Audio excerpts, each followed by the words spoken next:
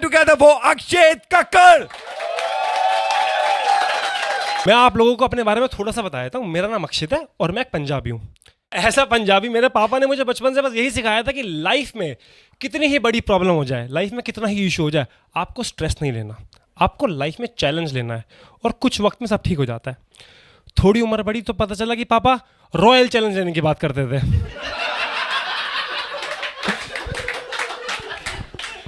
खैर, बड़े होने के बाद चैलेंजेस थोड़े ज़्यादा लेने लगा। मेरे लीवर का हाल सीवर जैसा हो गया था, तो घर वालों ने सोचा इसको यूके भेज देते हैं। कुछ इसी प्रकार मेरा यूके आने का प्लान बना।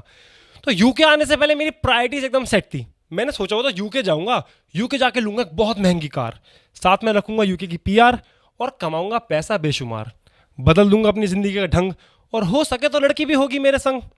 फिर यहाँ आया, मिला मुझे लंड।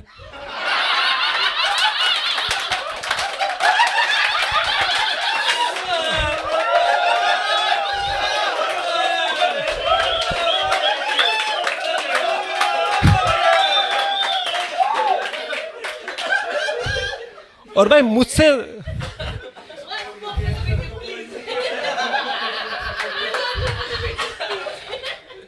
ज़्यादा मेरी मम्मी को भरोसा था कि मेरा लड़का यूके में जाके कुछ नेक्स्ट लेवल ही करेगा, क्योंकि क्या है, मेरी मम्मी एस्ट्रोलॉजी में बहुत ज़्यादा मानती है। और जब मैं छोटा था, पंडित जी ने मेरी मम्मी को बोला था कि आपका बेटा बड़ों के पैसों में खेलेगा। और अब मैकडॉनल्ड्स में कैशियर हूँ मैं। सुबह शाम पैसों से खेल रहा हूँ, घर कुछ नहीं ले जा पा रहा। और मैकडॉनल्ड्स की job is so fucking difficult यार। आपको आसान शब्दों में समझाऊं तो मैं रोज सुबह मैकालू टिक्की बन के जाता हूं और आते आते मैकालू फुद्दी बन जाता हूं।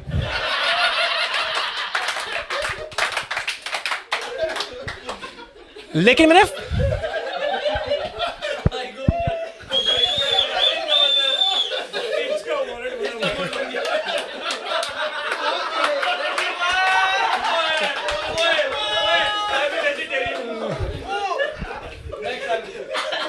मेरे फ्लैट्स में बहुत अच्छे हैं, तो मैं घर पे जाके उनका शराब पी लेता हूँ, तो सब कुछ ठीक हो जाता है। तो मैंने एक पैक्ट बना लिया, दिन कितना भी चुदा हो, रात बढ़िया होनी चाहिए। फिर हरामजादे मैकडॉनल्ड्स वाले ने मुझे नाइट शिफ्ट दे दी।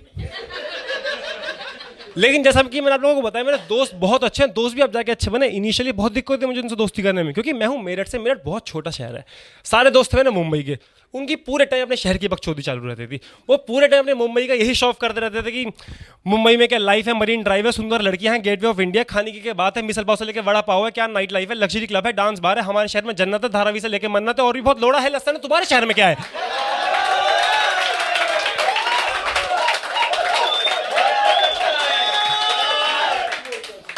मैं मेरठ से हूं, मैं क्या बताऊं हमारे शहर में क्या? हमारे शहर में है इसे लोड़ा लस्सन।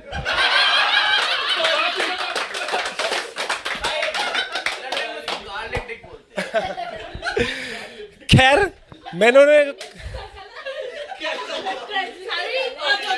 आ जाओ बाजू से, आ जाओ, एक ही गल है। अरे सीट बैठ कर लो ना, सिट अप कॉमेडी। खैर, मैंने अपने दोस्तों को भी ऐसा महसूस नहीं होता कि मेरठ किसी से कुछ कम है। मैंने उनको हमेशा झूठ बोला। मैंने उनको हमेशा बोला कि मेरठ बहुत सेफ है। भाई, मेरठ इतना अनसेफ है ना, अगर सिंड्रेला मेरठ से होती उसको 7 बजे घर आना होता। मेरठ में बच्चा कट्टों का शौक कर रहा है। कट्टे पता लोग क्या होते हैं? एक बार एक तोतला बच्चा मुझे आके बोलता, भैया भैया आपको पता है मेरे पापा के पास 2 टट्टे हैं।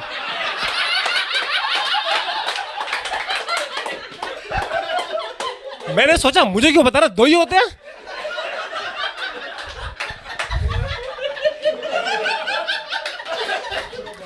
भाई फिर उसने आगे की बात बोलनी शुरू करी कि मेरे पापा को उनसे बहुत प्यार है, इसलिए मेरी मम्मी पापा के दोनों टट्टे सेफ में संभाल कर। फिर मुझे समझ आया कि भाई ये कट्टों की बात कर रहा है।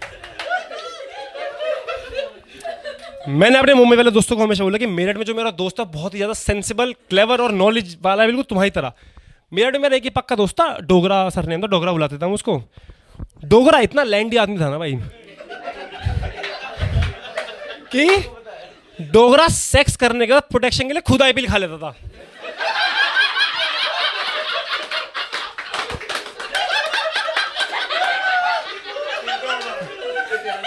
मुकेश सर आते थे, वो तो मुझे इन चीजों की थोड़ी सी नॉलेज थी, तो मैंने उसे बताया कि चूती है, सेक्स करने के बाद नहीं, सेक्स करने से पहले खानी होती है।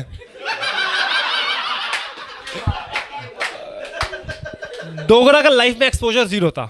मतलब किसी लड़की का 69 करता था, उसको भी 69 बोलता था। वो डेट पे जाता था, लेडीज फर्स्ट बोल के खुद आगे निकल जाता था। और जब हम बात करें सेंसिबल होने की, तो मैं आपको किस्सा सुनाता हूँ। पिछले साल मैं मेरठ में था, मेरा जन्मदिन था। मेरे घर के पास ही एक अंधे बच्चों का अनाथालय है, उसका नाम है रोशनी।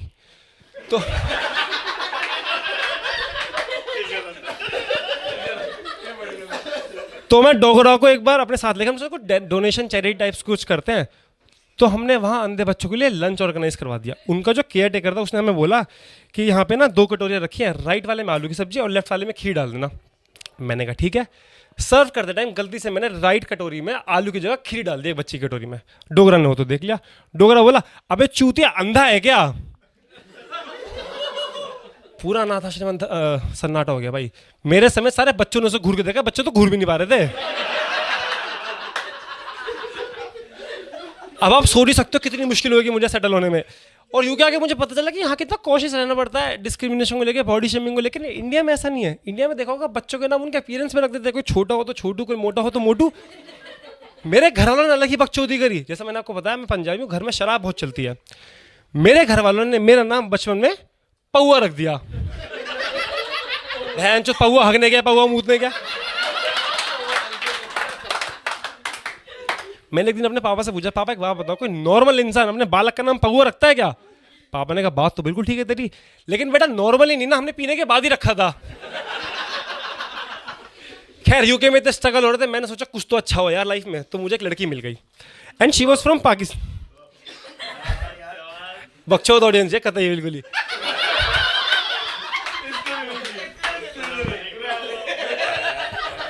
And she was from Pakistan. वो होती है ना कुछ लड़कियां जिनके आने से पहले उनकी इतर की खुशबू फैलाई जाती है और हम जैसे लौंडे की औकात बीच में आ जाती है, वो बिल्कुल वैसी लड़की थी। उसके लिए मैंने एक शेर भी लिखा, मैं पोइट्री भी करता हूँ, उसके लिए पोइट्री भी लिखी थी। एक बार इरशाद कर दे तो पोइट्री भी सुना देता। जब देखा मैंने उसे तो मन में कुछ ऐसा इरादा था, जब देखा मैंने उसे तो मन में कुछ ऐसा इरादा था, मैं सब कुछ लगा दूं दांव पे, वो शख्स कुछ ऐसा प्यारा था। अभी और है। ना ही कोई श्रृंगार, ना ही आंखों में मस्कारा था, ना ही कोई श्रृंगार, ना ही आंखों में मस्कारा था, बस इतना समझ लीजिए कि जमीन पे होते हुए कोई जन्नत का नजारा था। ये बहुत बढ़िया पोइट्री, हर लड़कियों को इंप्रेस करती थी। तो आप पाजी सबको लिख के दे दूंगा मैं, आप यूज कर लेना कहीं भी। खैर मैंने सोचा कुछ तो करना पड़ेगा कि इस पाकिस्तानी लड़की से मेरी दोस्ती हो, तो मैंने उर्दू सीखनी शुरू करी। उर्दू में मैं इतना लीन हो गया कि मैं अपने दोस्तों को भी उर्दू में ही गाली देता था। मतलब गांड मराव की जगह मैं उनको तशरीफ मरवा बोलता था।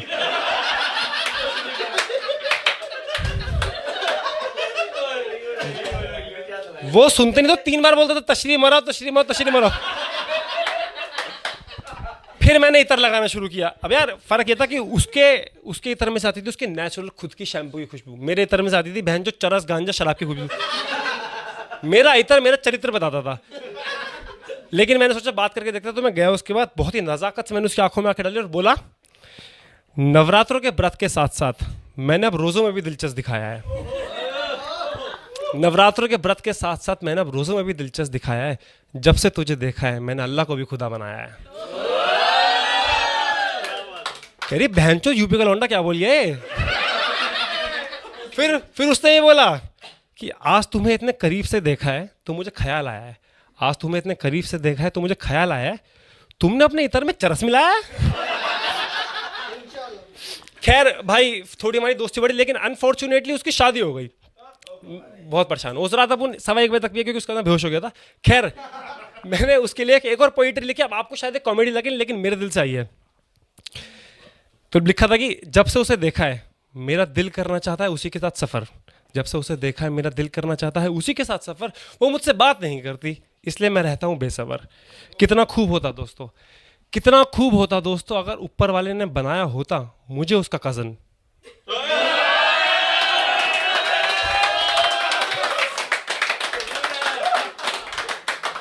ये वाला थोड़ी देर में समझ आता है। खैर मैंने सोचा इससे आगे बढ़ना पड़ेगा, तो मैंने टिंडर डाउनलोड कर लिया। टिंडर में मुझे लड़की मिल गई, उसकी हाइट बहुत छोटी थी। अब एक और परफॉर्मर आएगा हमारे, उसके बाद उसकी उच्चती थी। खैर तो मैं उसकी हाइट के बहुत मजे लेता था। मतलब उसको बोलता था कि तुझे पता है जब हम 69 करते हैं ना हमारा वो 34.5 ही होता है।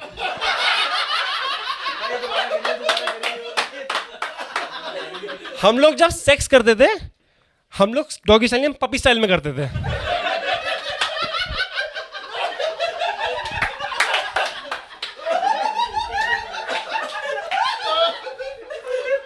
खैर मेरी उससे बढ़िया बनने लगी तो मैं उसके साथ मूव हो गया, हम लिव इन में रहने लगे। उसके साथ लिव इन में रह के मुझे पता चला कि लड़कियों को लगता है कि लड़कों को सिर्फ सेक्स चाहिए, लेकिन ऐसा नहीं है। लड़कों को प्यार चाहिए, बस सेक्स के बाद नहीं चाहिए। अब वो मुझे बहन जो सेक्स करके बोलती थी बेबी कडल मी। अब आप खुद बताओ, हिलाने के बाद कोई पौन देखता है क्या?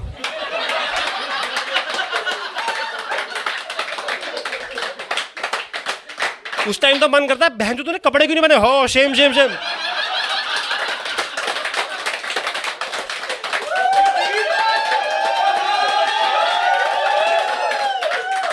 मतलब मन में आता है कि तेरी मम्मी को बता रहा हूँ बहन जो कब बिना कपड़ों के लेटी है। फिर मेरे मन में ख्याल आया, मतलब आप लोगों ने सोचा नहीं होगा, अब सुनना, कुत्तों के लिए कितना बुरा होता है। डॉग्स आर हैविंग सेक्स, उसके बाद वो चिपक जा रहे हैं भाई। Female dog is very happy, she is asking tell me 5 things you love about me. कुत्ता कह रहा है बहनचोद कहाँ फंस गया, ना कहीं जा पा रहा ना कुछ। लेकिन कुत्तों और मर्दों में ज्यादा फर्क नहीं होता भाई। कुत्तों के हालात ऐसे कि वो चिपके कहीं जा नहीं पा रहे, लेकिन मर्दों की मजबूरी होती है, अगर औरत ने कुछ पूछा तो जवाब देना पड़ेगा। अब मेरी गर्लफ्रेंड मुझसे पूछती रहती है कुछ बताओ कि मुझे कब, तुम मुझे कितना चाहते हो, मुझे पहली बार देखे कैसा लगा था। फिर मैं वो वाली शायरी बोल देता हूँ, जब देखा मैंने तुझे मन में कुछ ऐसा इरादा था, मैं सब कुछ लगा दूँ दाव पे। Thank you guys, this was my time, my name is Akshit, you have been a lovely audience.